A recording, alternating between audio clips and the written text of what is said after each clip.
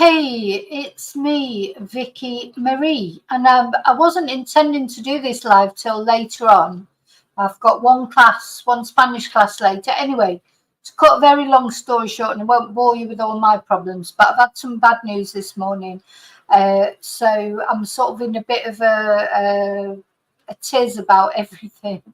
And so I wanted to do the live because when I promised to do it, alive about the riots, I wanted to bring we're going to look at some positivity as well. We're going to look at lots of things, very emotional things.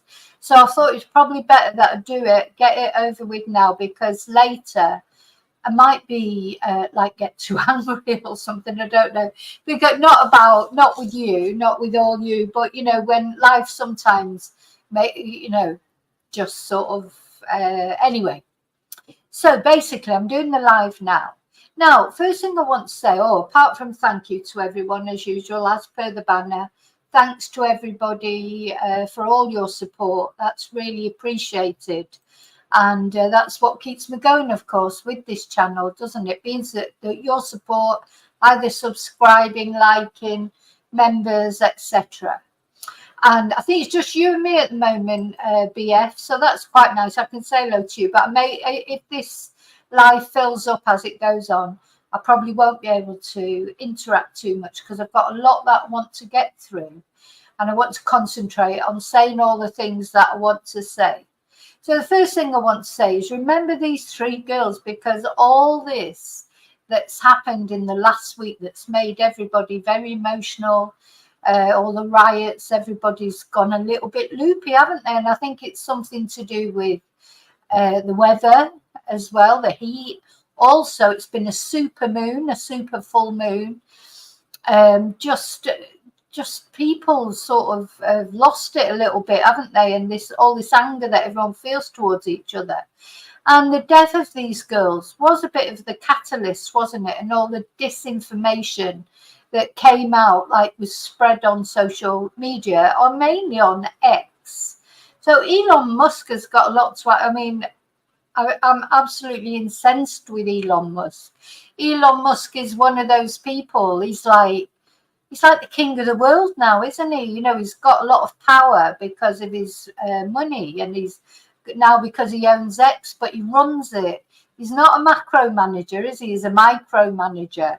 You can just imagine he probably goes through all these tweets, what everybody says, because he just wants to rule the world and tell everybody what to do instead of, just sticking to business.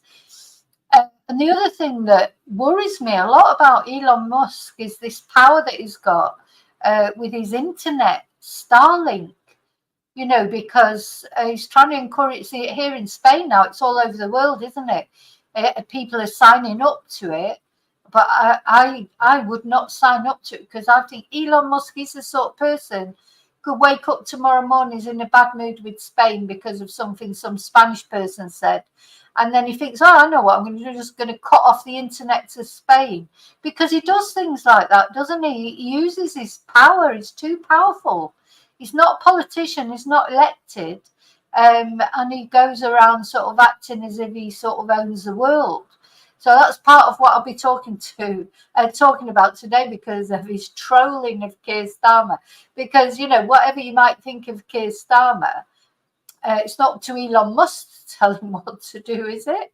It's just or as Keir Starmer just got to accept that as part of being Prime Minister, you will get trolled, of course. Elon Musk won't be the only person who's pulling him up on things.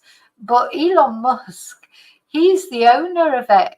What you get, because I wanted to comment on it and tell him to fuck off. But I just need to warn you, you might hear some bad language in this video, because I'm, just, a bit stressed. But I just wanted to tell him, but out. What's it got to do with you? He's the owner of that of X. So you think if you did comment on it, he'd probably throw you off. He's thrown me off Twitter before, which I still don't really know why was thrown off it. So, you don't want to go on there and comment and say, hang on, you know, argue with him. I noticed Keir Starmer hasn't replied to it. The latest thing he said is probably thinking about it, or not Keir Starmer, but you know, his I don't know, comms team or whatever. But then, of course, he's got other things to think about as well. So anyway, I will be talking about that later. But yeah, what started it? What was the catalyst? Of course, was a terrible thing that happened in Southport. Only just over a week ago. I mean, it feels like a lot longer ago. That I don't know about you, but to me, it seems like ages ago, weeks ago. This feels like it's been going on for weeks. These riots and, you know, tit for tat, and oh my God. So anyway, I wanted to first of all just remember, because probably a lot of those rioters don't even know these girls' names. So, of course, here we've got Elsie Dot, who's actually the first little girl, Alice in the middle, and and Bebe at the end. And, you know, they're really what everyone should be focusing on.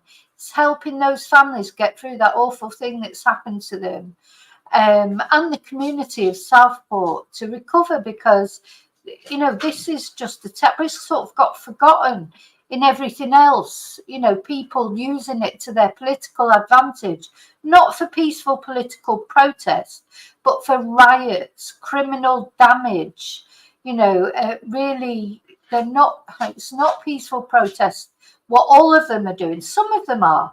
The trouble is they're getting lost as well in all the violence. And I'm not only just talking about the far right. You know, now the Muslims, of course, they're starting to fight back because they're sick of being, you know, their communities being put in danger. And that just must be the most awful thing. And I just know that if I was a Muslim now in Britain, or even if I had a dark skin, I wouldn't be leaving my house. I'd be terrified of going out. And that is terrible, isn't it? I'd be terrified of going out, whatever. And the other thing is, these people, they're taking their children with them. It's like Hitler Youth. You know, they're actually taking their children and encouraging their children to chant racial slurs or shout "Paki" at people and things like that. Just awful. Anyway, we will be looking at that, but we're going to look at the positive side. We're going to look at some communities that have come together. We're going to look at the vigil that they had for in Southport last night, the bubble vigil that they had. So we're going to look at some positive things as well. We're going to have a look at complaints from Muslim people. We're going to have a look at Tommy Robinson, hear what rubbish he's got to come out with. And the other thing I just want to say is people have strong views. I know that. And I want, how can I put it? I'm going to try and not give my views, but that'll be difficult. But what I want people to do is, yes, give your views, but don't attack other people. You attack the argument, not the person. Put your views forward logically, sanely, not, oh God, all immigrants need to be deported, because that's ridiculous. What about people that have lived in Britain for 20 years or all their life, born in Britain? You know, you've got to be sensible. So we want some reasoned discussion, because it is an issue that has to be addressed. There's no doubt about it. But addressed in a normal, sane manner, not by riots, not by throwing bricks at police or police dogs, not by attacking people who don't look like you or have a different religion from you, etc. That's not the way to address it. Something else I just want to say, I haven't managed to keep up with emails today, or messages, you know, or comments. So I'm sorry about that. I do like to keep up normally and answer people one way or another, but I just don't think I'll be able to today. So just so that you know, that's not that I'm ignoring you, because then people sometimes take offense because they know that I normally do reply. But if I ever don't reply, it's not because I'm being horrible. It'd just be because other things are going on, maybe. At the moment, there's a few things going on that aren't very good. So just because of that. So where are we going to start? Gosh, Right. Oh, so on top of all that, then I'd already prepared that I was going to talk about the riots and the vigil and some positive things. Then there was a press conference today about the Manchester Airport arrest. Now, do you remember that? There's two Muslim guys arrested at Manchester Airport. There's a lot of controversy about whether the police were too heavy-handed. Because one of the policemen did stamp on one of the guy's head and kick him in the face, even though he was already prone. And then it turned out, so this aggression, if you like, or this problem was between two lads or two guys. And apparently it turns out that one of their children was there, meeting their mother off an aeroplane at Manchester Airport. And there's been a lot of controversy as to whether they deserved the treatment they got. Were the police too heavy-handed? And now there's been a press conference today by the actual family explaining some of the background to the events. It sounds to me it was just like, again, it's just like this perfect storm, you know, of all bad things conspiring together and ending up in this total shit show, basically.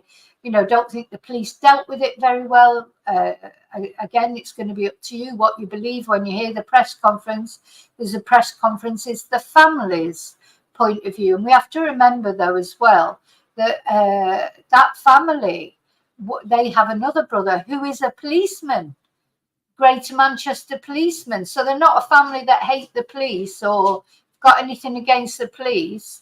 They're a family with one of their own members of their family is a Greater Manchester policeman. So, you know, we just have to decide, did this policeman that gave out the terrible treatment, or to me it looked like overkill, was that wrong or was it justified? A policewoman did have her nose broken during the as they were trying to arrest these two guys, so that probably had something to do with it. Or should the police always show restraint and not go, because the guy, bear in mind, the guy was already on the floor, he'd been tasered, he was totally supine on the floor. Now it turns out as well, the mother, the grandma, if you like, of the child that was there, and the mother of the two guys that were arrested, she was hit in the face by a taser. She's got terrible injuries. So there's a lot to this story. I believe that the policeman in question has been suspended pending an inquiry. So we'll see what happens. But I think we'll start with that press conference, and just see if you feel, hi Maria, see if you feel any differently after you listen to the build-up to what happened, because really, from what I can see from this, again, all the question of whether you believe it, because it's just what the mother's saying, that this incident really started, she was on a flight coming into Manchester and she received a lot of racial abuse during that flight. I would, gosh, the trouble is, if you are a Muslim, especially a Muslim woman, it's difficult to hide it. If you're wearing the hijab, people can see. It's not like for the men that, like, people, they might not know for certain they're Muslims, they could be anything. But for a woman, that the hijab is like a target, isn't it?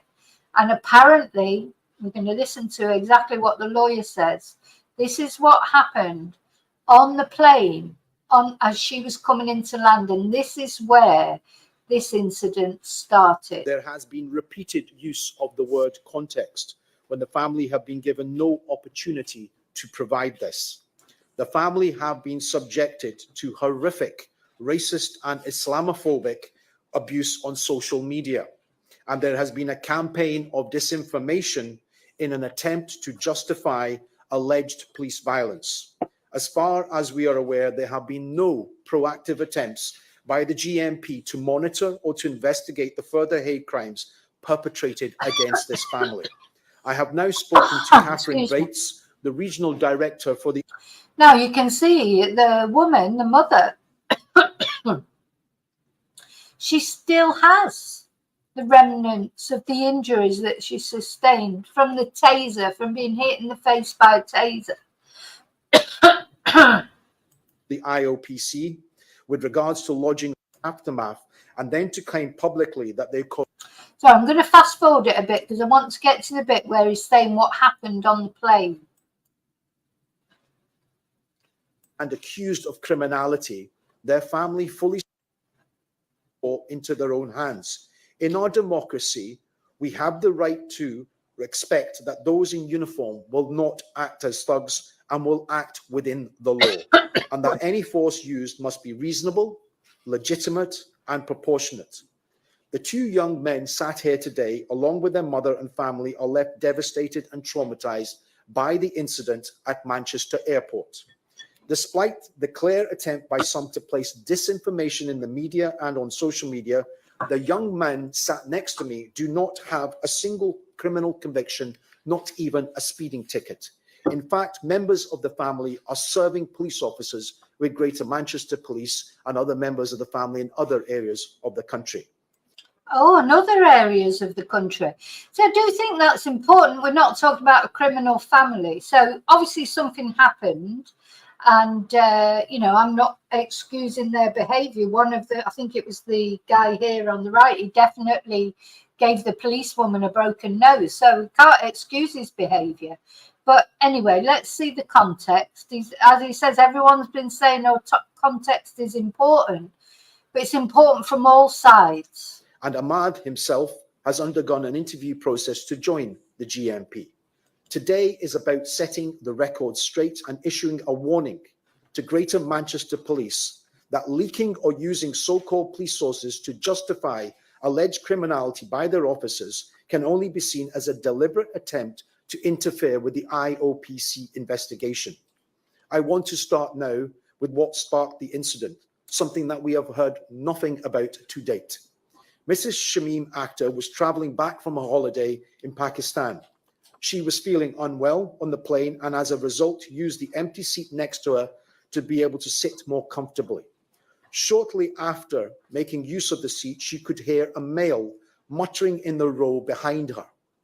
At first, she paid no attention, but then the male went out of his way over the course of the next several hours to subject her to a tirade of alleged racial abuse. He repeatedly called her a bitch. He used the P word and referred to her as a P bitch. Mrs. Akhtar, for several hours of the flight, was scared the male was going to become physical and assault her. Despite her appeals to the Qatar Airlines cabin crew, they did nothing to intervene. She appealed to the male to calm down, but he refused to listen, despite telling him she was unwell. I think that's my worst nightmare, for an argument to break out on a plane, because I hate flying. I'm so claustrophobic. If you're on a plane and somebody, now I tell you what, if you are not Muslim or you're not Pakistani or you're not black, you don't know what it's like to experience racism. You cannot even imagine what it's like. I don't know what it's like, but I know a little bit more because I live in a foreign country. And when you live in a foreign country, I've experienced, maybe you won't call it racism, but xenophobia. I've been told to get back to my own country more times than I can remember. I've been here a long time. It doesn't happen every day, don't get me wrong. But it's happened, maybe 5 times. Some people don't like foreigners, whatever.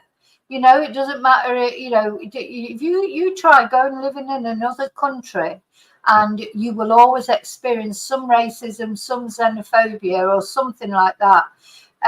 But to be so, and to not be able to hide who you are, you're wearing a hijab for a start. Probably if she would have been even if she wouldn't have had her hijab on, she would have gone and sat in front of that guy. He probably wouldn't have even said anything.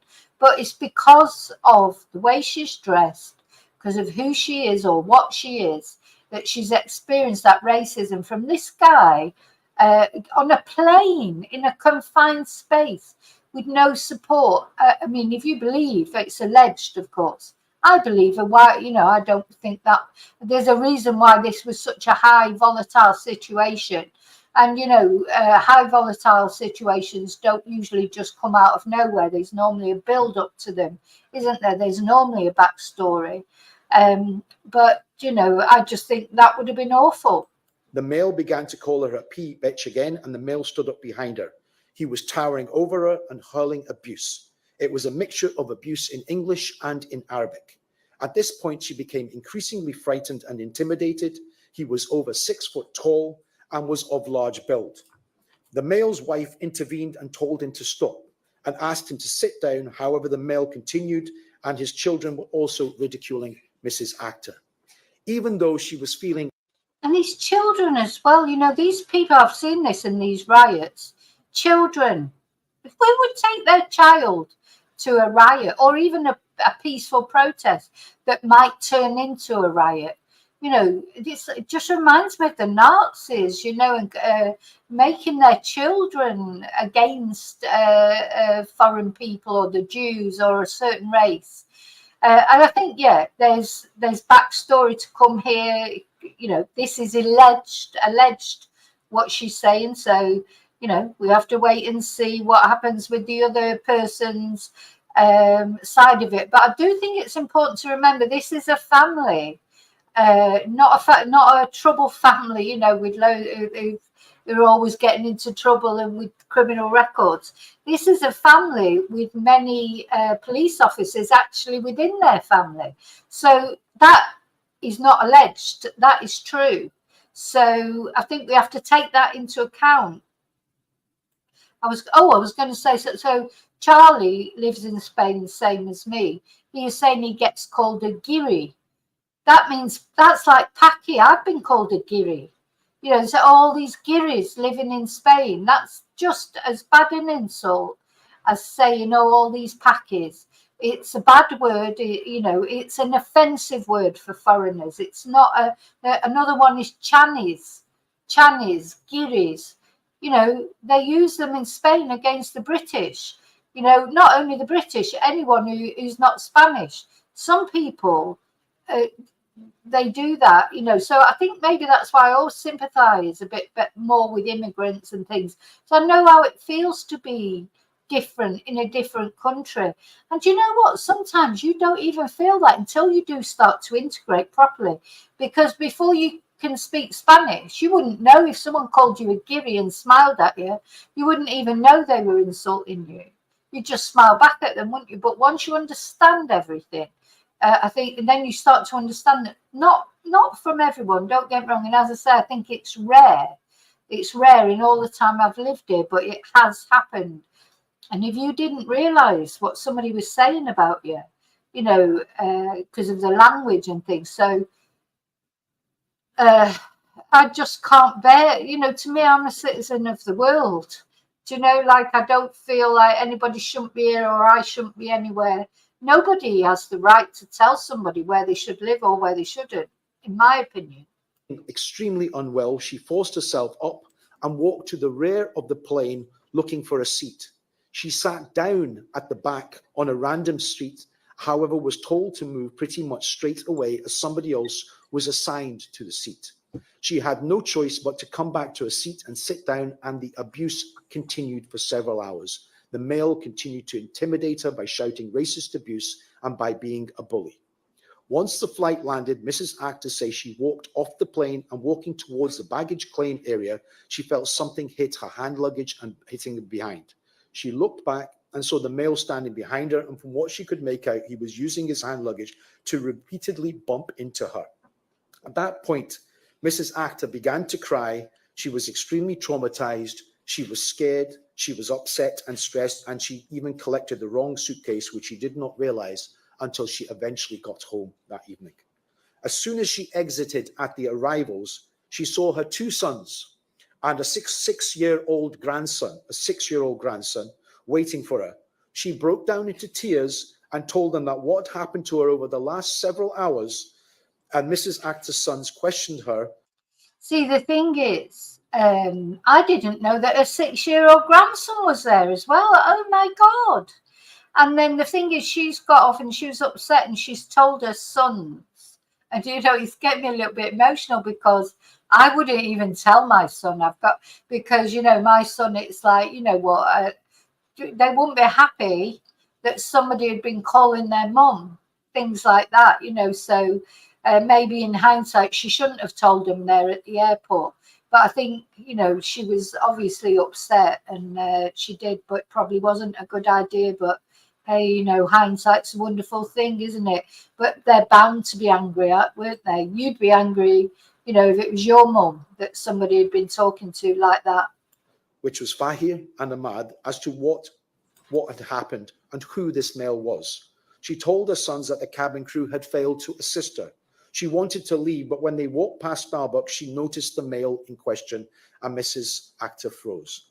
Both her sons approached the male and questioned him regarding the abuse. The male was rude and proceeded to laugh in her son's face, and an altercation took place. Following this, the family left Starbucks and headed towards the car park. When they got to the car park, Fahir was paying for the parking. I will summarize some of the details because of the ongoing investigation, but police officers, who were two females and a male, approached Fahir, and then, without identifying themselves, immediately grabbed Fahir by the wrist. And I have seen, and many of you will have seen, the footage that has been broadcast by the Manchester Evening News, some of it heavily pixelated.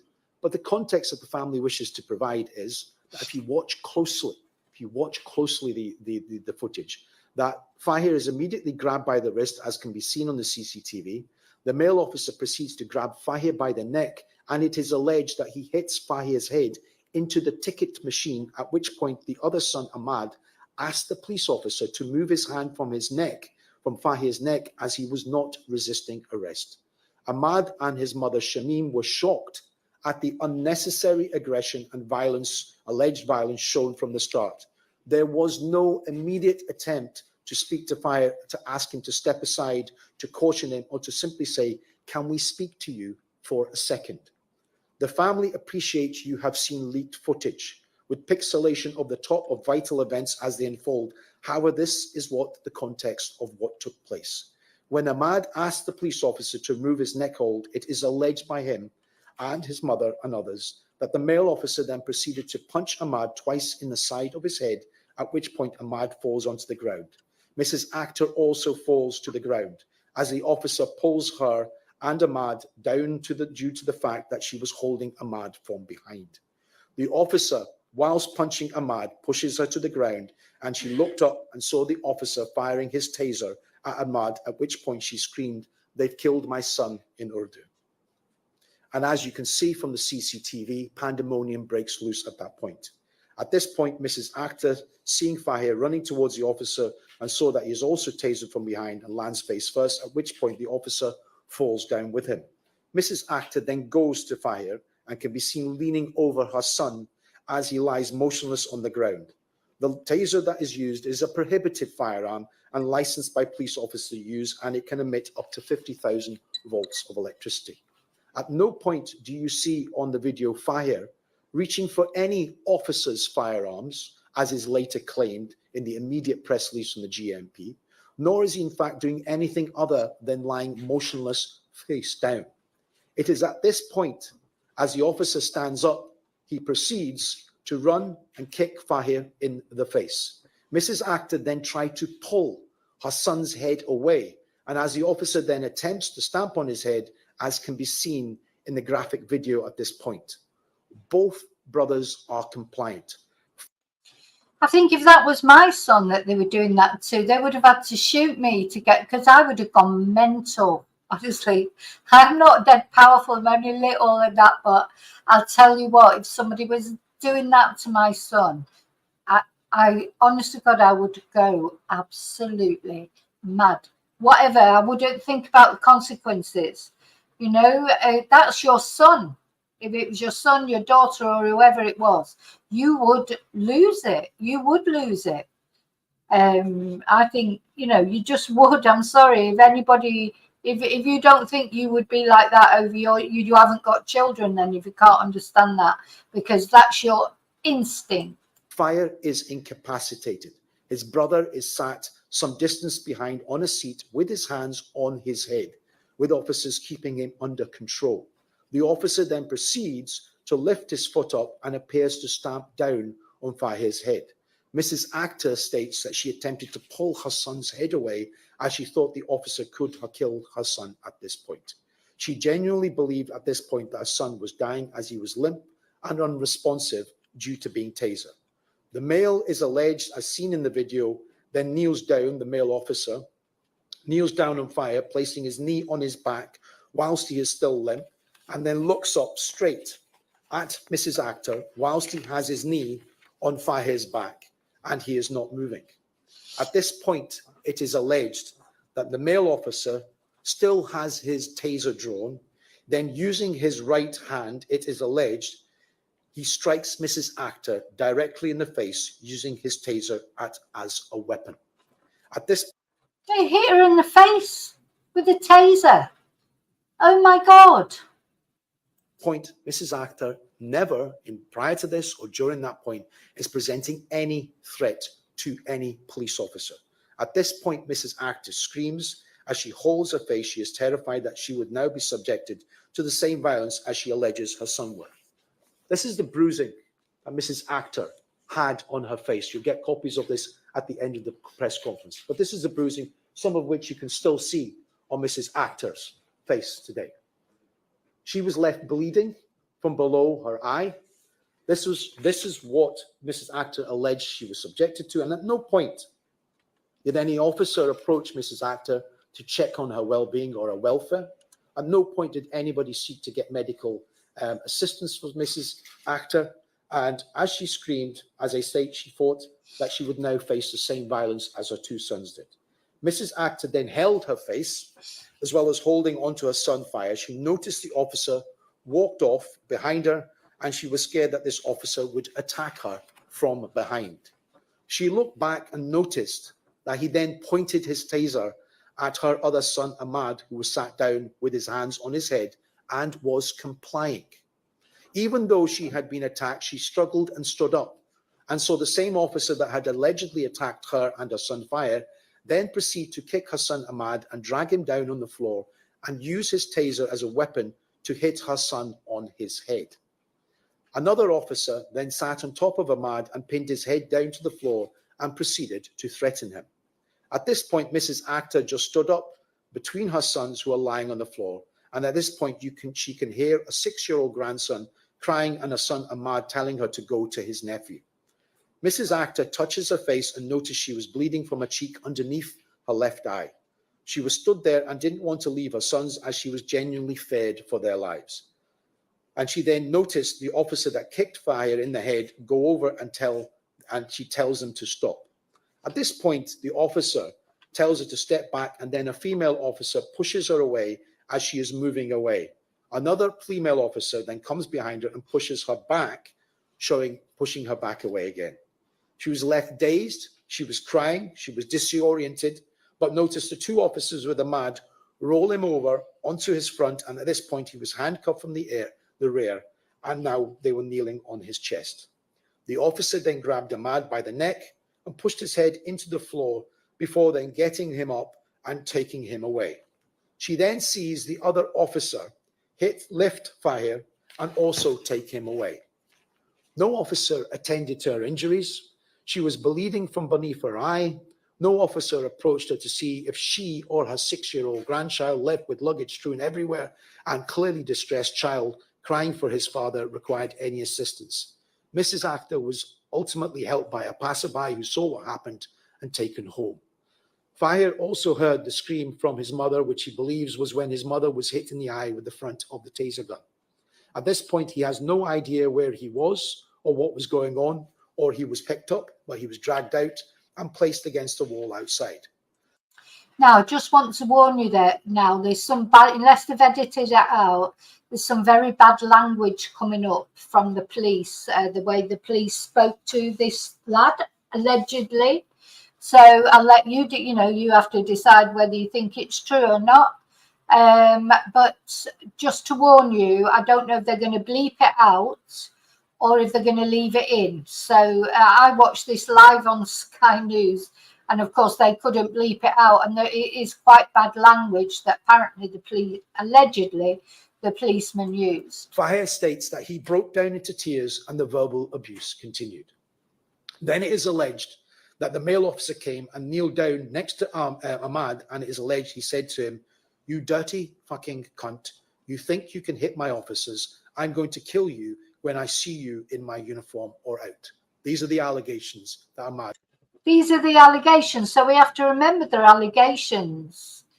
But, you know, as I said, I'm sorry, this family, you know, they've got his brother is a policeman. There's other police in the family all over the UK. They're not a family to me. I think they've chosen the wrong family because, you know, they're trying to, the way they treated them. I think the reason they treated them like that was because of the policewoman getting a broken nose.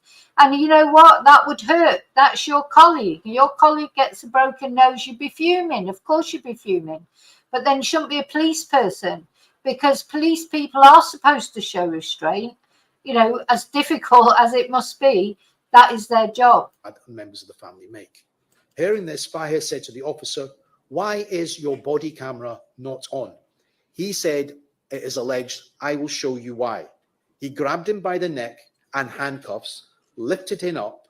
He proceeds to push his head so far down where it reaches his knees and drags him along, making him walk. It is alleged he takes him around the corner where he can't be seen by anyone else or his brother, and throws him face down on the floor and puts all his weight on top of him with a knee over his neck. He then says something along the lines of, it is alleged, "Do you want my camera on now, you dirty cunt?" At this point, fearing for his life, all Fahir claims he is thinking about is that he is going to be killed. He stays quiet and doesn't say a word. There is, of course, much more alleged incidents and verbal abuse that takes place that should be on CCTV or police cameras if they were, of course, switched on. In terms of the requests that we wish to make of the IOPC and Greater Manchester Police, firstly, as stated previously, we expect all CCTV and police body cam footage to be retained. The family is aware that all police body cams of those arresting and detaining officers were not active on that day at the time of the incident, and asked the question, why? Secondly, our armed officers are highly trained professionals expected to take split-second decisions, which can have the power of life and death, but quite rightly, they are expected to justify the decisions they take. Carrying a gun does not give a license to kill, does not give a license to use disproportionate violence or to escape accountability. Okay, now I'm not going to, this conference goes on, it's an hour long, the whole thing, so I'm not going to go, I just wanted to, that's the essence then of the context that they're putting on it. Now, you know, normally you get the one side of the story, the other side of the story. The truth is normally somewhere in the middle, isn't it? But I do believe this woman experienced racial abuse on the plane. I do, but, you know, there's got to be a reason for this. You know, for a family like this that are, you know, they've got no, you know, they've never been in trouble with the police before, etc. And they've actually got law enforcement officers in their family. I don't believe that it just started from nothing. I don't believe that. You know, there's a catalyst for most things. Probably was the weather hot as well then. There's been something in the air the last couple of weeks. But somebody asked about the video of the actual stomping. Let's have a look at that. So this, of course, is when he actually stomped on his face. Last night, groups gathered outside Rochdale Police Station in protest. Sky's North of England correspondent Charlotte Leeming reports, and a warning, it contains distressing images of the incident from the very start.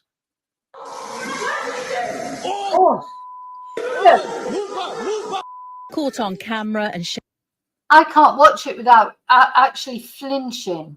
It's not right what he did. The man was lying face down on the ground and been tasered. So, you know, I understand them using force where it's necessary, you know, especially if they really did think it was some sort of terror attack or he was going to steal their gun.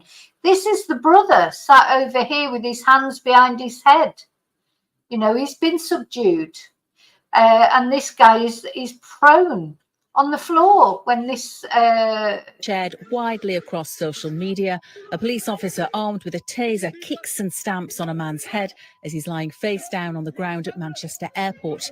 An eyewitness filmed the incident between firearms officers at Terminal 2 whilst responding to reports of an altercation. just watch it That outside Rochdale Police Station in protest. Sky's North of England correspondent Charlotte Leeming reports, and a warning: it contains distressing images of the incident from the very start. Yeah. Caught on. Personally, in my eyes, I can't see how that's justified. But anyway, it'll all come out in the wash. Seems to me that whoever the guy was that was on the bloody plane giving the racial abuse, hopefully, you know, they've probably buggered off back to where they come from now, because I don't know if they're on holiday in the UK or if they were British.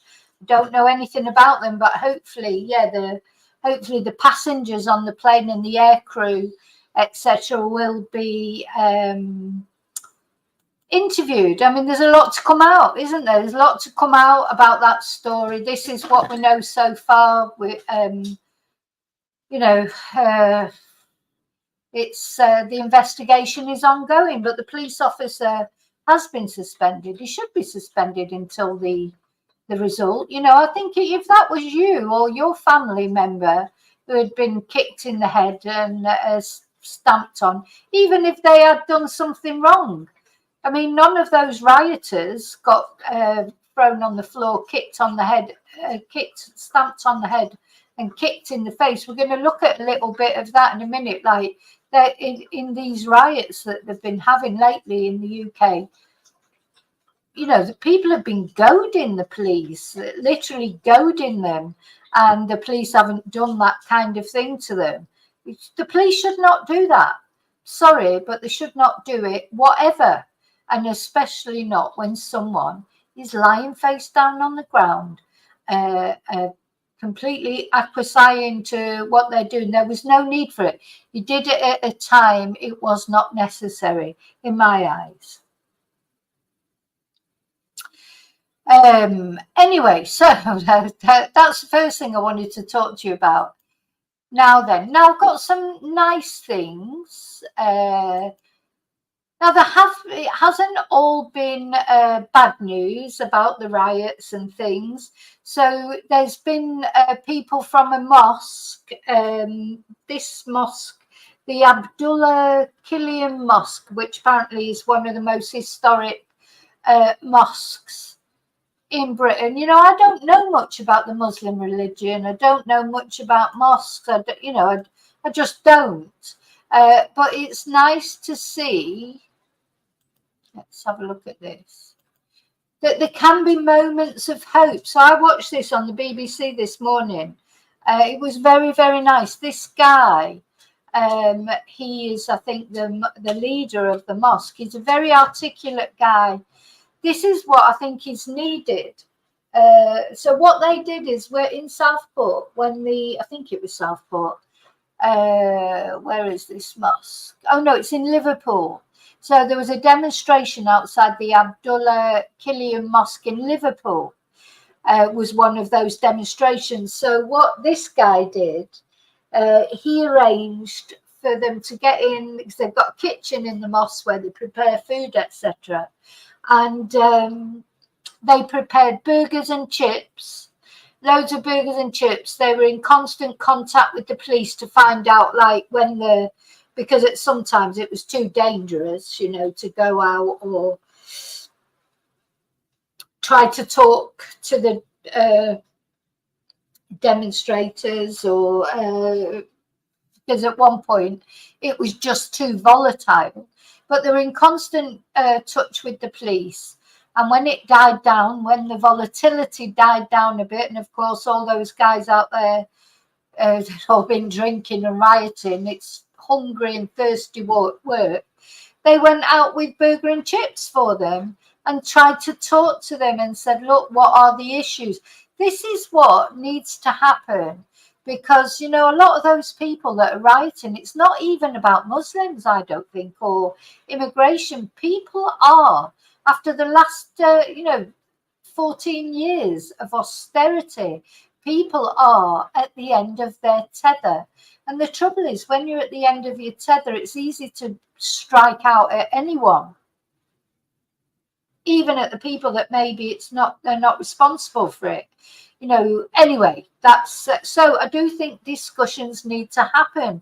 I watched another really interesting interview on Sky News with a guy who used to be a member of the EDL, hated Muslims, was so angry about all of it, he felt like he could kill someone. Anyway, he said his life changed when a Muslim leader like this guy invited him in to the mosque to talk about the issues. Come on, let's talk about it. What is it you're most scared of? What is it you most hate about me? What are the issues? And it changed his life, and he's now an advocate, like trying to create peace. To me, it's a question of what you think about. We're all on a journey in this life. This life is not easy for anyone. Doesn't matter what religion you are, doesn't matter where you come from, even if you're rich we're all on a journey, and it's hard. It's easier if you've got money, obviously, don't get me wrong. It's always a little bit easier if you've got money, but not necessarily. I mean, money doesn't make things, can't buy your health. It can buy you the best medical treatment, but it can't, make you well again necessarily. We've all got things going on, and I think especially in Britain over the last years with the austerity and the horrible government that we've had, people are at the end of their tethers. They just can't cope anymore.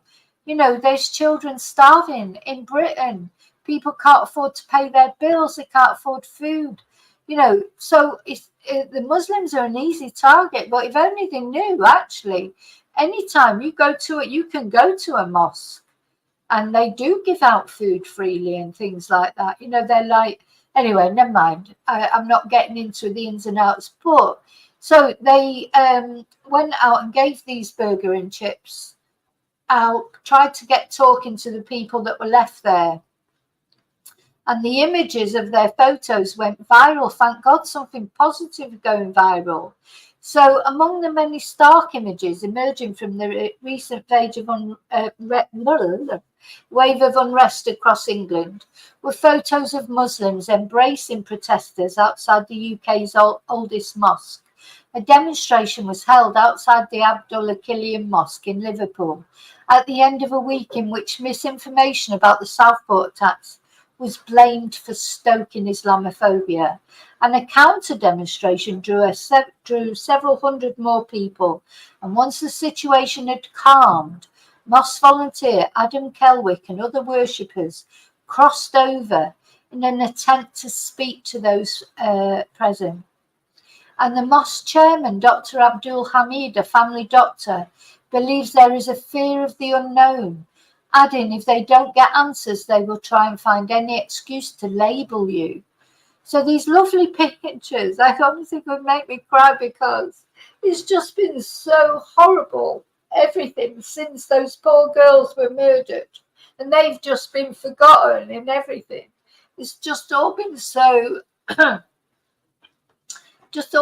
horrible, and so much hate, and it's just heartbreaking. It's just so nice then to see some nicer images. Why can't people just accept each other? I don't know. Anyway, scratching below the surface of what was going on, Mr. Kelwick said he found people not to have been motivated by anything in particular, just lashing out in a state of general frustration.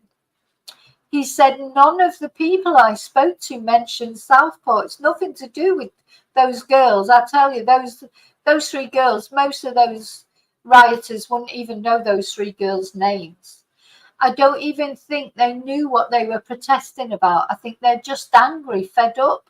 Everyone's angry. He said there were some beautiful interactions as the group from the mosque were able to break bread and listen to some people's concerns in deep conversations. But it really makes me cry because I just wish, you know, people could find a way of talking rather than arguing. Photographs showed the sharing of food, hugs and handshakes were among the more positive posts being shared widely on social media. Some of the most vocal protesters, after everyone else had gone, came inside the mosque for a little tour, Mr. Kelwick added. I mean, it's just lovely to see that picture. Just is. And I watched him, so he was very good to listen to because he was very calm. Didn't get angry. It's all this anger when people are talking. It's, you watch that horrible Tommy Robinson, or whatever his real name is, Yaxley Lennon. He's just shouting all the time, shouting hate, anger, you know, just enticing people to violence. You know, if he's got something to say, why can't he say it in a normal way? He says he's a journalist. He's not a journalist.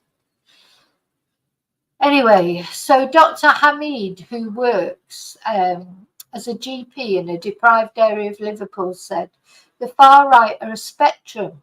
So there are those who are very, very extreme, but there are people who have certain issues, whether political or personal, and they need to vent that. If you don't provide them with a platform to do that, they'll go onto the streets. Mr. Kelwick, who became a Muslim in 1999, has engaged with several groups in open mosque forums during the last decade. They want to get that bloody Yaxley Lennon. I'm not even going to call him Tommy Robinson anymore. Yaxley Lennon. He needs to go. The guy who lives in Spain is on holiday in Cyprus and he's got an Irish passport, but he's always talking about, you know, he's a patriot. You know, they need to get him in there, discussing the impact of grooming gangs, amongst other topics. So there are grooming gangs, but you know what? There's not only Muslim grooming gangs, there's loads of grooming gangs. But that doesn't get, you know, there was a grooming gang recently in Scotland, went to court. They were all British. Every day these grooming gangs get caught, but they're not always Muslim, but sometimes they are. So it does need to be addressed, but you don't address it by going out and murdering all Muslims. Anyway, he said there was nearly always progress. Every single event has had people who are very angry, shouting.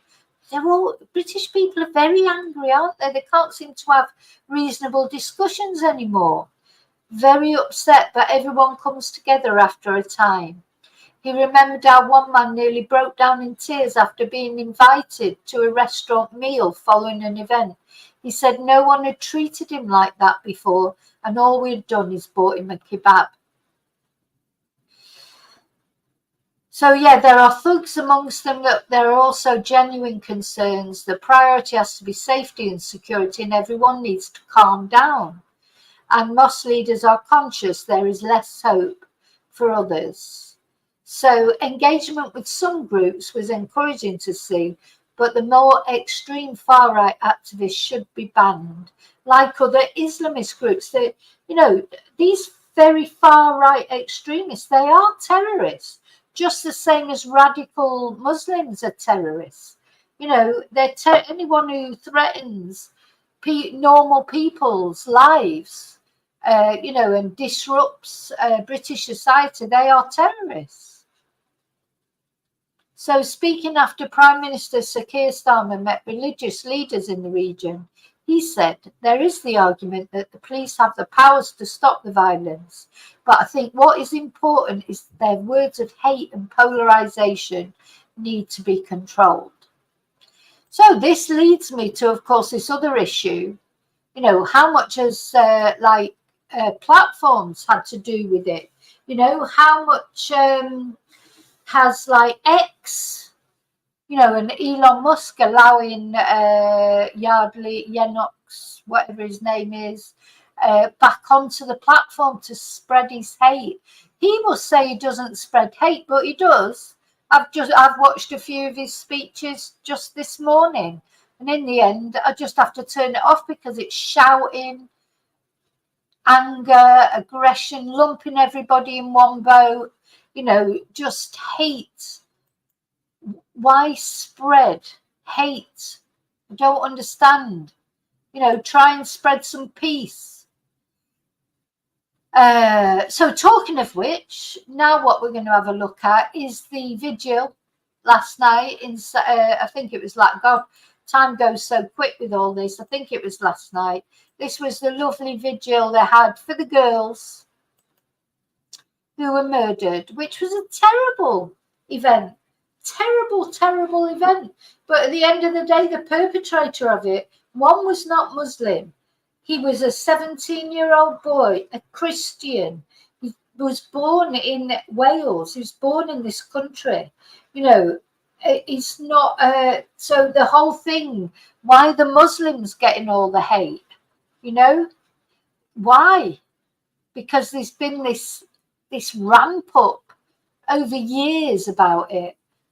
You know, and it's not right, because yes, there are some radical Muslims, just like there are radical far right people, but there are lots of very peace loving most Muslims that just want to carry, just like everybody else, just want to carry on their lives, bring up their children.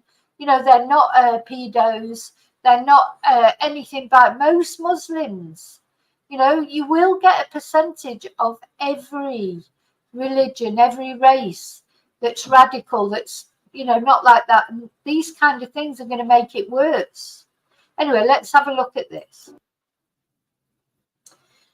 So this sea of bubbles being sent up into the air to mark the memories of those 3 girls who were attending a Taylor Swift themed dance class last Monday when they were killed, BB, Elsie Dot and Elise. And this event is a poignant reminder of how young they are, but how a young community are also having to come to grips with an act of violence that has impacted so many people here in Southport. Just to give a reminder of how this is impacting that community, the organizer of the event who we have spoken to, her daughter was at school with BB King.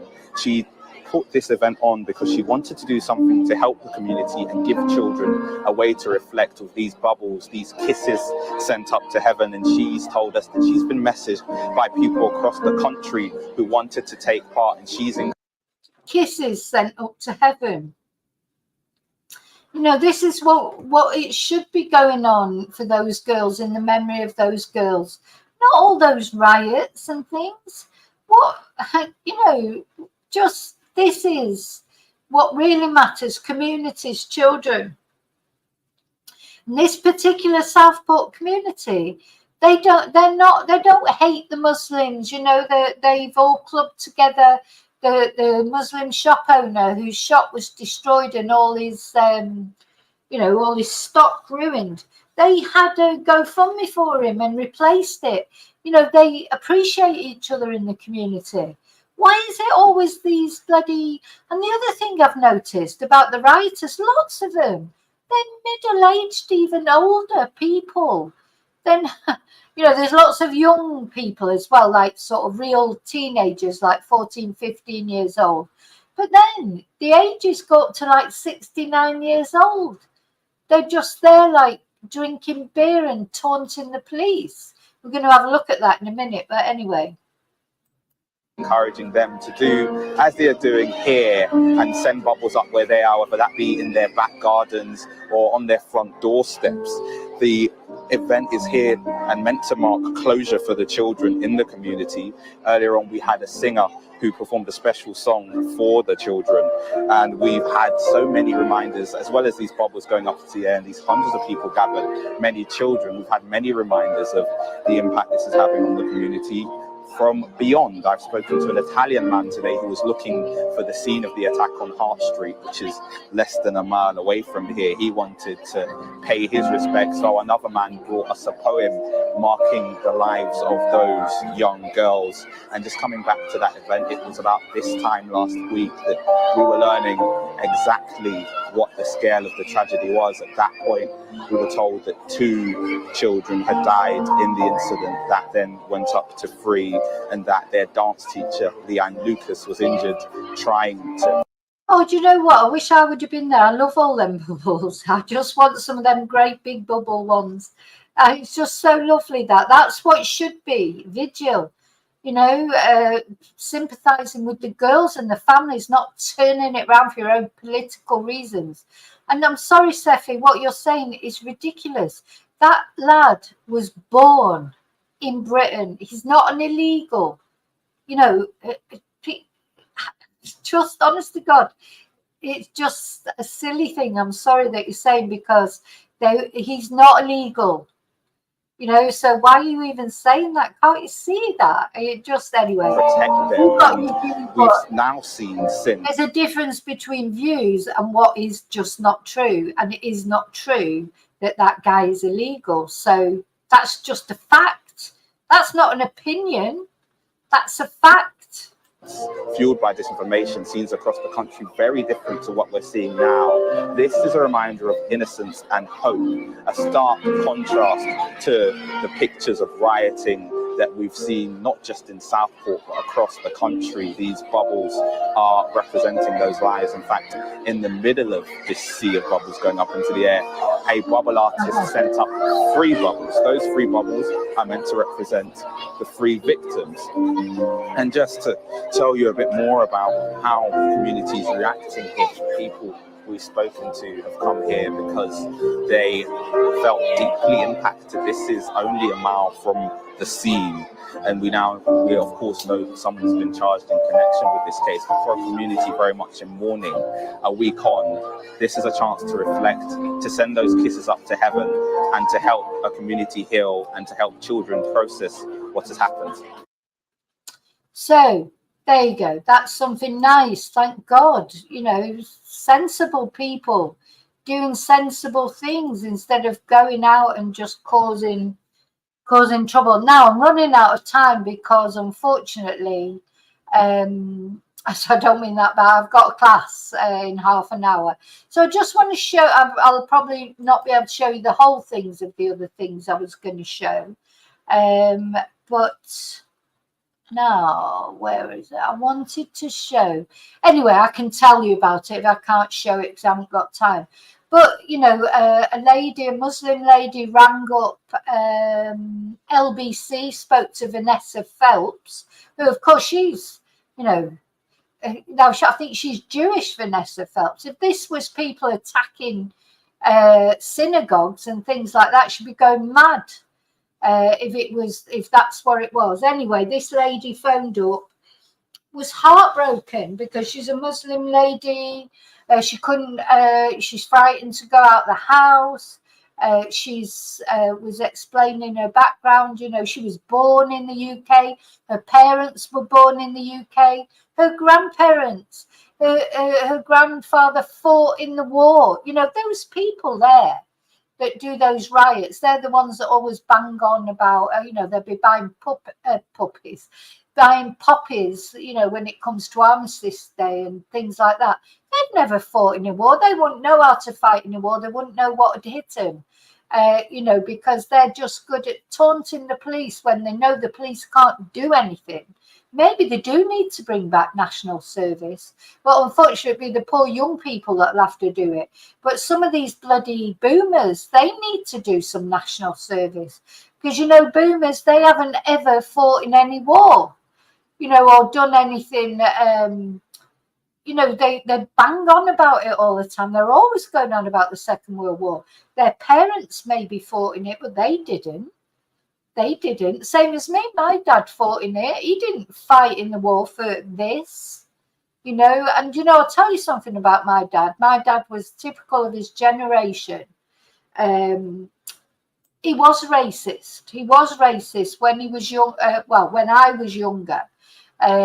We used to have so many arguments because I've just never been racist. Because when I went to school with all different creeds and colours and what have you. Racism, it just, obviously it was a thing for them, but I didn't see it. So I didn't see that. My dad was a bit racist.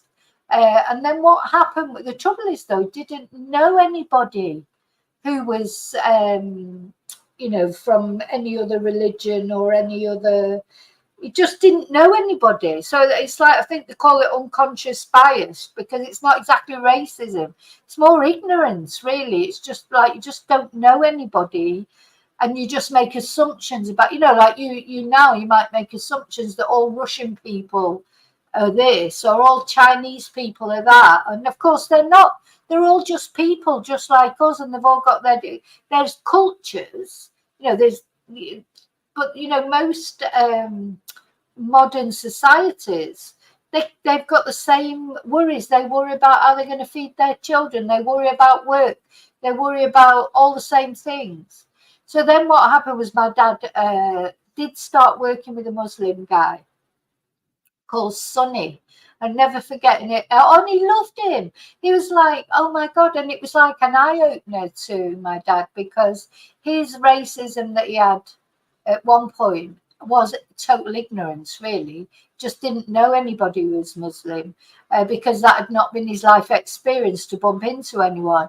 And then once he started working with Sonny, and he loved him so much, and he changed. My dad changed a lot of his views as he got older. At least he had an open mind to do that. Anyway, you know, that's, my mum was the same. You know, they were definitely racist at one point, but it wasn't like a racism. Like, this is blind racism that these people have, because it's like they've decided, you know, that all Muslims are this, or all Black people are that, or all, I don't know, or whatever, or whatever. That's not the same as never having actually met anybody and got to know them, and then, you know, realizing that everybody is just the same underneath. Everybody's the same. You know, you might have your different religions, but we all have worries about the same things. We all love our children. We all sort of hope for a good world for them. We don't want nuclear war. We don't want war in general. You know, it's just ridiculous to think that somebody's different just because of the colour of their skin or their religion. So I think it's you doesn't get it, Seppi, to be honest. But anyway, I respect your opinion. But it is a fact. It's not illegal. That's not an opinion. Anyway, let's go. So I'm going to show, unfortunately, I'm going to show a little bit of Yaxley Lenin. He did this interview on CNN. Oh my God. Now, it's important to, you know, we talk about free speech. You've got to give people a voice. But listen to, you know, give him a voice. This is how he talks. This is how he talks. Every single one of you to watch my expose of the group you just named, Hope Not Hate. I've done a covert recordings. I've already done an expose documentary on that organisation to prove that they pay people to lie in the media, that they co-opt the media, that they... Everybody lies except him. No, this is Yaxley, whatever his name is, hiding out in Cyprus. He was on holiday. He was lying around the pool in between, you know, putting hateful tweets up, encouraging people to violence. In between that, he was on holiday with his children. Then he got very upset because he said that people had said where he was and his children were scared. Oh my God, God forbid that Yaxley's children should be scared. Doesn't matter that everybody else's children were scared to go out. Or, you know, the children in those hotels where refugees fleeing from war, they probably had children there. They were scared. Doesn't matter about them. The only children that matter are his children. He is, honest to God.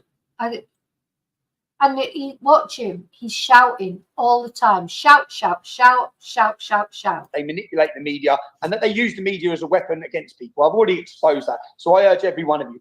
When the police come out and say it's not terrorism related, let me give you one example of their lies previously in the UK. In 2016, if you Google this, Russell Square attack, a Muslim went into his mosque and he said that he wanted to kill non-Muslims. Do you know what the mosque done? They prayed for him. They didn't report him to the police or security services. They prayed for him. Now, he left that mosque that day and he went and stabbed 7 people in Russell Square while screaming Allah Akbar. Okay, he done that and he murdered an American tourist.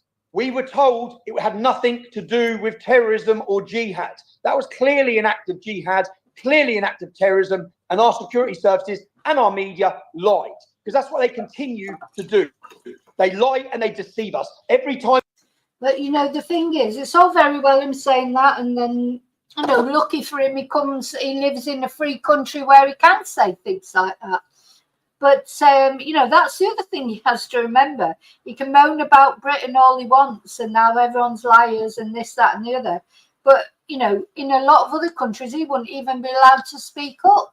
So he should be glad that he lives in Britain and he can say, well, he doesn't live in Britain, that he's British, and he could say those kind of things. Now, I'm not denying that there are radical Muslims. There are. And I'm not in favour of that at all. But I don't think, you know, they would pray for him probably if he went into a mosque. Even though he hates them all, they'd probably pray for him. Just as, you know, he was, as those right-wing people were stabbing them, they would probably pray for him. The other thing you've got to remember is they don't have a fear of death, of course. So, you know, they're not, having said that, they don't want their children to die or be hurt. But they do believe they're going on to a better place. So, but let me just fast forward it a bit, because unfortunately I haven't got time. I would play, 11 hours? This can't go on for 11 hours, surely. Let's listen to a bit more. Into our country. We have a problem with a hostile community coming in and declaring war. Yeah, see, now he's starting shouting again. That's where we have a problem. Now, UK's mainstream media is claiming that you have, quote unquote, fled the UK amid contempt of court proceedings. Have you, and why so, when you claim to be a patriot? No, I haven't fled the UK. I'm on holiday with my children, a holiday that was planned. I never received any court documentation. He's a liar because he doesn't even live in the UK, lives in Spain, not far from me. Summoning me to court. I'm not on bail to attend court. So once again, you're being lied to. There's a process that a court has to go to if they want somebody in court. That process is not to give information to far left extremist organisations who then notify me of my court date, which is exactly what happened. And am I going to go to court because a far left extremist George Soros funded organisation tells me to? No, I'm not. If I'm summoned by a court with paperwork, yes, I'll attend the court case. But I haven't been. I'm on holiday with my children. I've not run away from any court case. In fact, I look forward to these court proceedings because it's the British judiciary that's on trial, not me. Nearly 30 million people have watched my film, which they tried to ban. 30 million, okay? Only 9 million. Yeah, it's quite scary that so many people seem to think he's brilliant. I know some people that watch my channel think he's brilliant because they leave comments. Well, that's fine. You want to like him. You want to like someone who spreads hate. That's your prerogative, but I don't like him. But anyway, so sorry, I haven't got time. I would show more of him. It's not, you know, it's not that I'm, you know, shutting him up on my channel. I'm not. I don't like him. I don't agree with anything he says, really. But, you know, I'm quite happy to, you know, give his side of things. Okay, where am I going now then? So, yeah, I've not got very much time left now, unfortunately. Oh, yeah, I wanted to show you this because this was, well, it's not funny, really. It's not funny. But I don't know if any of you saw that Mark Rowley, who's the police chief, is Sir Mark Rowley. He's the Metropolitan Police Chief. And he was at the Cobra meeting yesterday morning, which was, you know, the meeting for, you know, where they were deciding what to do, like the meeting of the government and the police chiefs to decide what they were going to do about all this violence on the streets. And this guy comes out, there's the Sky reporter just trying to ask him a question about, is there such a thing as two-tier policing? He got the right grabbed this guy's microphone and threw it on the floor. So, you know, it wasn't exactly a very measured response from the chief of police, from the Metropolitan Police. Now, he says now, he came out with a statement and said, no, he didn't grab it and throw it on the floor. He just pushed it out of the way and accidentally it went on the floor. Well, again, you decide what you think. When you can't edit PDF files, luckily there's a better alternative with today's sponsor, PDF Element Pro. You can add new text or images to a previously existing PDF. Once you're done with all the edits, you can use the converter and convert the PDF into any format. You can try it by using my link down below. Are we going to end two-tier policing, sir?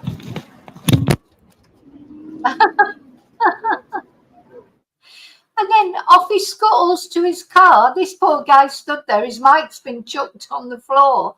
I mean, there wasn't, you know, is it about what did the meeting go badly for him? He said afterwards, no, it all went well. It was very constructive. Obviously not. Did he just do that? Did he just do that? You don't really expect that from a policeman, do you? Like, he didn't have to answer, obviously. He's obviously irritated at the question. But he just have to say no comment or just walk past. Doesn't have to say anything or do anything. But he grabbed this guy's mic and threw it on the floor. Are we going to end two-tier policing, sir?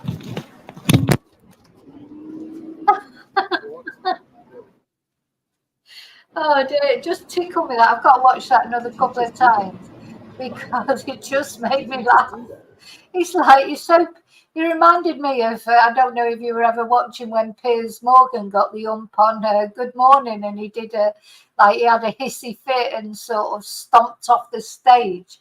It reminded me of that. It's like he's had a bad meeting, obviously he's in a bad mood, and he's just like had a hissy fit. We're going to end two-tier policing, sir.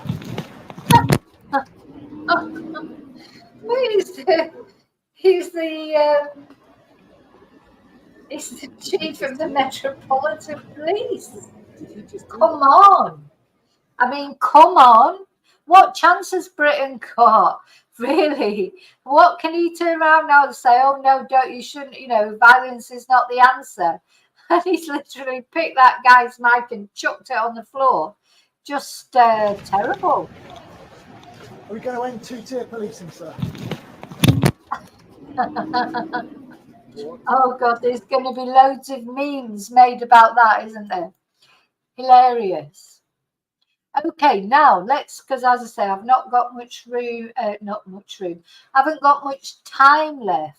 So I just want to look at this incident with Elon Musk. Honestly, God, piss off, Elon. Get out of British politics. It's nothing to do with you. So a war of words has broken out between Elon Musk and the Prime Minister.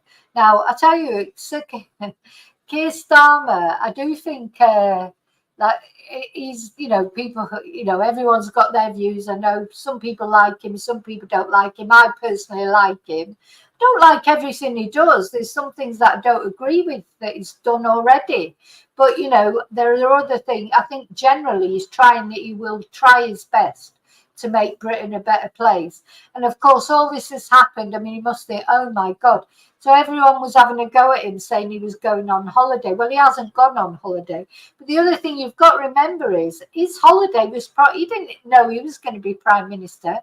This election was only called in May or something. He probably already booked his holiday. Some people book their holidays in January, don't they? He's thinking, oh, well, you get the recess, the parliamentary recess. He didn't think there'd be an election till October. So he didn't know he was going to be Prime Minister. He probably booked a holiday. Of course, now he can't go on holiday, and that's fair enough. He shouldn't be able to go on holiday when, anybody who's the Prime Minister or a minister, a cabinet minister, when trouble breaks out in your area, in your domain, your holiday's finished. That's one of the prices to pay for being Prime Minister or a cabinet minister or whatever. So anyway, Elon Musk, the billionaire owner of X, started a row. He's trolling Keir Starmer over riots gripping the UK amid concerns online that disinformation is fueling the unrest. So in a comment on his social media site below a video of rioters setting off fireworks at police, Elon Musk said, civil war is inevitable. Oh my God. Now, he shouldn't have said that. To me, if anyone's going to have a civil war, it would be America before it would be Britain. This was quickly rejected by the Prime Minister's spokesperson, who said, There's no justification for comments like that. And anyone who's whipping up violence online will face the full force of the law. And Musk then replied to a social media post from Keir, which criticised violence towards Muslims. So he took this completely out of context, I think, because Keir had said, this is not protest, it's pure violence. I will have a standing army of public duty officers. We will ramp up criminal justice. We will apply criminal law online as well as offline. We will not tolerate attacks on mosques or on Muslim communities. And then Elon Musk put this snarky comment, shouldn't you be concerned about attacks on all communities? Well, obviously he is, but at the moment it's attacks on Muslim communities. So that's why he said that. So Keir will be thinking, oh, why did I say that? You know, Keir Starmer's probably thinking, oh, you know, sack the communications team. Because, of course, he should have said, we will not tolerate on mosques or on Muslim communities, nor on any community. I mean, you know, in hindsight, that's probably what he should have said. But it's obvious that he didn't mean, oh, yeah, go out and attack anyone as long as it's not Muslims. What a ridiculous thing to say. He's deliberately doing that. It's like, you know, sometimes people do that. It's like he's trying to lure Keir Starmer out to say something because he knows Keir Starmer had made a snarky comment about online, you know, social media companies. So it just makes you wonder you know, is he going to ban Keir Starmer from Twitter? You know, he allowed Donald Trump back on. He's allowed Yaxley Lennon back on. Is he going to ban Keir Starmer? Maybe. And then, I mean, you know, I just thought Elon Musk, he's like a kid, isn't he? Because he's the owner of this social media platform, but he's running it he's not running it like a business. You know, like you don't really see Mark Zuckerberg or whatever his name is interfering in Facebook in that same way. Elon is that micromanager. He interferes in everything. So he calls it free speech, but it's actually not free speech, because I'd like to go on his tweet there and say, F off, Elon, and keep your nose out of it. But I'm not going to do that, because he might go on my Twitter then and ban me from Twitter, because he's got the power to do that. So he should not be making comments like that.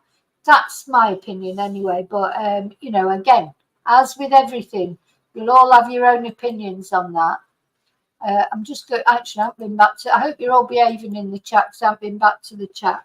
Hi, ACW. Oh, Seffi. What do you mean he'll go down in history as he'll go, not worse than Liz Truss even then? He's only been in power 4 weeks.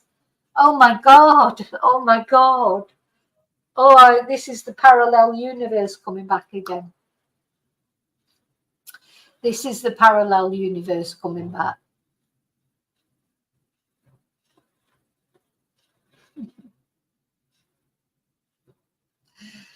Hi, ACW. Well, Seffi, I knew you would agree with Elon. I knew you would somehow. But anyway, be interested. If you ever have any problems, I don't think it'd be Elon that'll be helping you out, though, is it? You probably got to have to contact the police or your MP or something. But there you go. The worst in history has been in power for 4 weeks. Oh my God, that is just a bias, complete bias, not even giving somebody a chance. After the worst governments that we've had, Liz Truss, oh my God. Anyway, never mind. I've learned you can't argue sometimes with certain people. I'm not arguing with you anyway. You're entitled to your opinion, of course you are. Just a shame you're wrong. No, it's a joke. It's a joke. It's a joke. Okay, now, what else did I have? I had loads of things to show you. But to be honest, I've running out of time. But I want to show you this.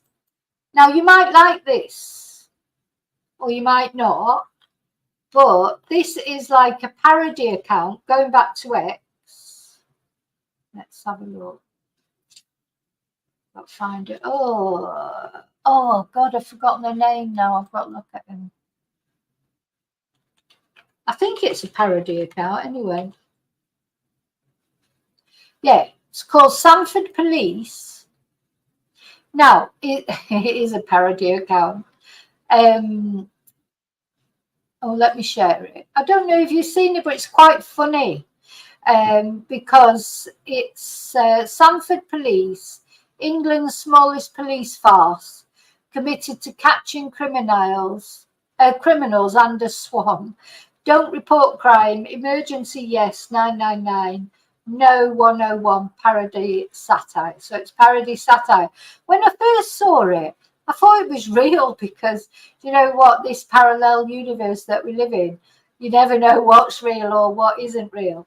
But they're verified. But apparently most of the people that give disinformation are verified. Apparently. Anyway, I don't know. So there's a lot of misinformation out there on the internet. Dr. Mike Hunt advises, do your research, look at bios and profiles, verify information, and don't just blindly think what you're reading is true. Together we can beat the scammers and those intent on misleading others. Oh dear. But there's a couple of videos on that are quite funny. Now I've oh, sorry, this just makes me laugh. So, IOPC referral has been made after a vicious assault by police on an innocent member of the public. Now, I'm sorry, maybe I shouldn't be laughing. You probably, but when you these guys, they're just drunks, and he's old enough to know better. So he's there, and look, is this the policeman that shoved the thing in his face? Now, he shouldn't have done that, don't get me wrong, but at the end of the day, this guy is, you know, he's not young, is he? He's drunk. He was up there baiting the police guy, look. Oh, come on.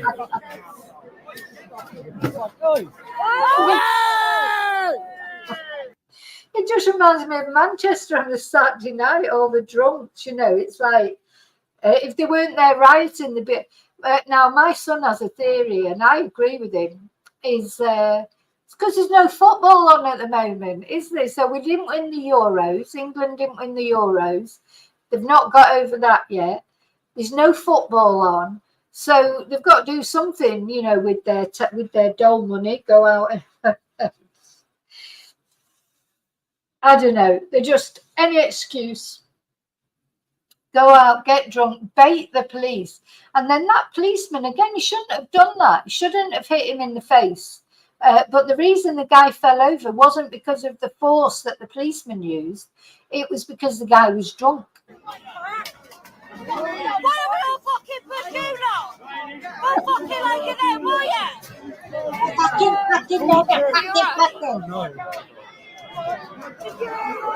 Yeah, of course, they're struggling to get him back up again because he's a big guy.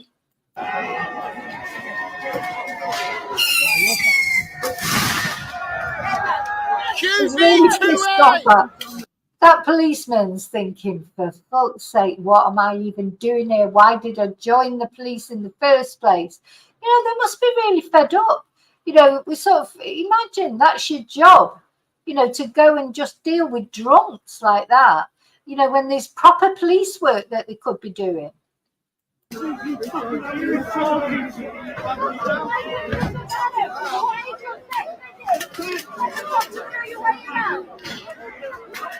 Fucking Sam, I got his shoes. Oh, come on.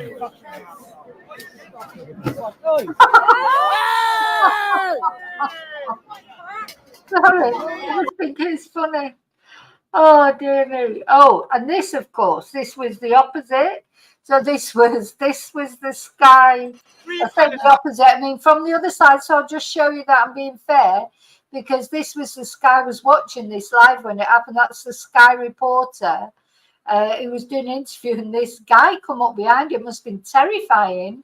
a Muslim guy shouting, I think he was shouting Free Palestine. Let's have a look. But I think, apologies for the language you're hearing, but yeah, that was scary too. Oh. Do not mind anyone.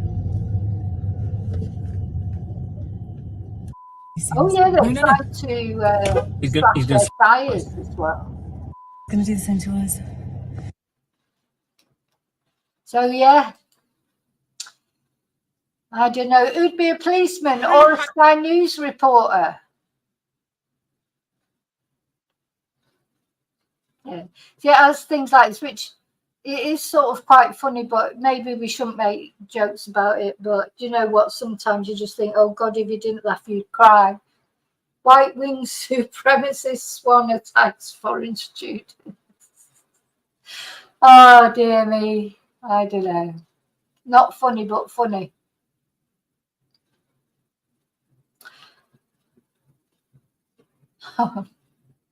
Anyway, I've got to go because I know my student has just arrived in the Zoom class. So I hope I haven't offended anybody. Oh dear. Yeah, I think you should all be prepping. Because just in case you can't go out the house for a while.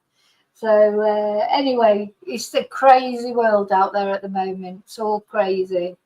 Oh my God, it's crazy. But anyway, thanks for watching. I'll see you really soon, as always, in the next video. And until then, may your God go with you. And please, God, let these riots stop. Please, God. Anyway, thank you. Let me find my... In fact, you know what I'm going to finish on? I'm going to put the picture up of the girls. Because let's not forget them. And all this other stuff is background noise, but this is what's important. Put some little music on.